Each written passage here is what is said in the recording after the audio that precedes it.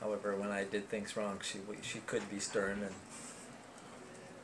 when she wanted to be, when she was, decided that a stern hand was needed, she could be stern with me. But most of the time, she was very easygoing and very loving and kind. Okay. You want to talk about any of the family pets you had growing up? Well, the first family pet we had was a dog named Tipper. And Tipper was a nice dog, but he roamed a lot, he was gone a lot. And later on we had a monkey, which was a lot of fun. A spider monkey named Gabby. And we enjoyed Gabby. And Gabby, we didn't have him too long though, because when we moved to New Hampshire, my stepmother at the time got sick and had to be in the hospital for a while. We had nobody to take care. She was the one that basically took care of Gabby, and she didn't at that time, so she wasn't there to do it. So my dad sold him for $5 to some guy that came in our store. How did Gabby get his name? Well, Gabby, my 6th grade teacher, his name is Miss O'Rourke, but she had the nickname of Gabby. I don't know how she got it or whatever, but my folks named the monkey Gabby after her, I guess, or because of her nickname. And I don't think we ever told her, but... I hope not. Do you have any funny stories of Gabby? Oh yes, Gabby was a... we kids all liked Gabby. I see my grandkids now, they all want to hold Lola the dog, or have Lola the dog, or sleep with Lola the dog. And we were the same way with Gabby. And I can remember sitting at the dinner table, and either my brother or my sister would have Gabby in their lap. You couldn't see her because we had a tablecloth, but we sit there eating. But all of a sudden, this little hand would come up over the edge of the table and grab a mitt full of potatoes and take them back down. And my folks would know then Gabby was at the table, and so they would make Gabby go away and make the kids put Gabby away. But we all like to do that. We all would want Gabby to sleep with us, but that always didn't work out that great. Gabby was not house trained or house broken. So I'll just leave it to your imagination. Ah, thank you. One time, I remember this story. These folks, my folks knew. They came over to visit one night, and the lady really liked Gabby. Well, she got Gabby to sit on her lap, and like I say, the monkey's on a house train.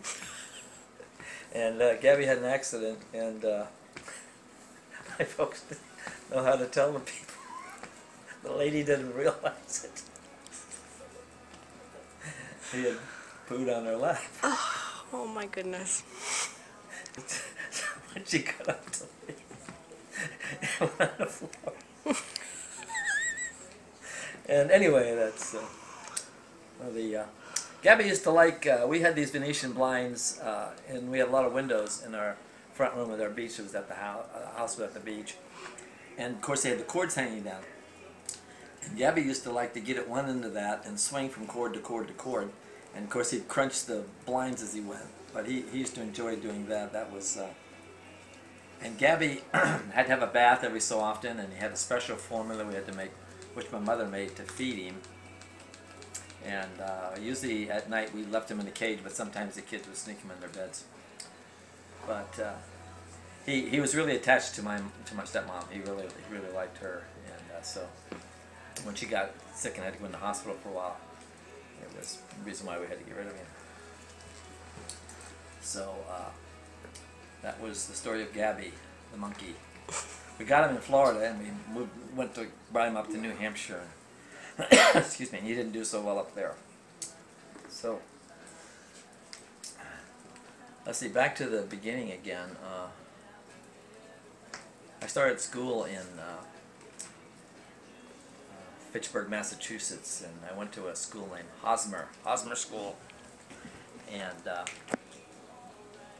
I remember how strict the teachers were, especially my third grade teacher, Miss O'Brien. She really put the fear into us, boy, that when she said do something or how to do it, we did it, because she was very strict and very interesting how kids react when it's a very strict classroom and you know you have to do what you have to do. And in third grade, towards the end of the year, third grade, we moved to New Hampshire. And I spent the fourth grade in New Hampshire. My fourth grade teacher, when we first started the year, her name is Mrs. Lomas.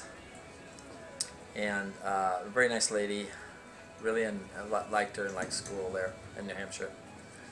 And Mrs. Lomas got married partway through the year. And she got married to a man named Mr. Rickenbacker. Now, he was the brother of the famous World War I pilot, the ace in World War I USA's that flew the Spads against Germany. And that was his brother that she got married to. So I remember discussing that and her telling us about that when I was in the fourth grade. And